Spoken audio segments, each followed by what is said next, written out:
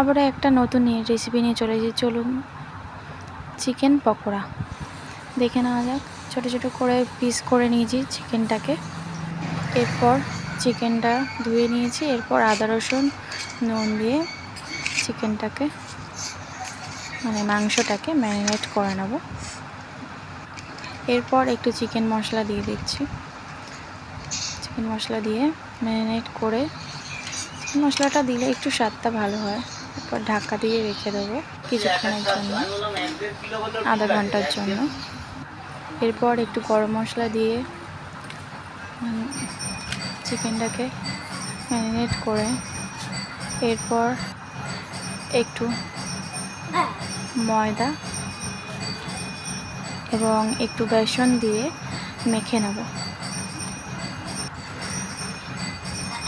আপনারা চাইলে অন্য কিছুও ব্যবহার করতে পারেন, অ্যারারুটও ব্যবহার করতে পারেন।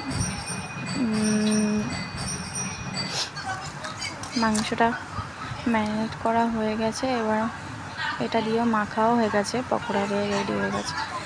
এবার আমরা চলুন ভাজবো। তেল এদিকে গরম হয়ে গেছে। এবার পকোড়াগুলোকে তেলের মধ্যে ছেড়ে দেবো।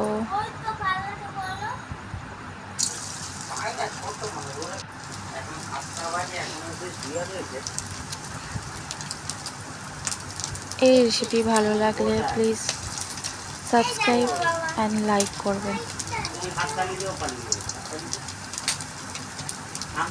পকোড়াগুলোকে ছেড়ে দিচ্ছি। এরপর উল্টে নেব। এরকমভাবে ভাজলে ময়দা আর বেসন দিয়ে অনেকটাই ক্রিস্পি হয়, খেতেও ভালো লাগে। সন্ধেবেলার জন্য মুখরোচক একদম খাবার। চাইলে ঝটপট বাচ্চাদের জন্য বানিয়ে দিতে পারেন। এভাবে আপনারাও ট্রাই করে দেখবেন একবার, খুবই ভালো লাগে। পর এগুলোকে ভাজা হয়ে গেছে, তুলে নিচ্ছি একটা একটা করে।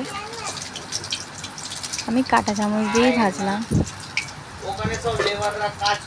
তুলে নিচ্ছি।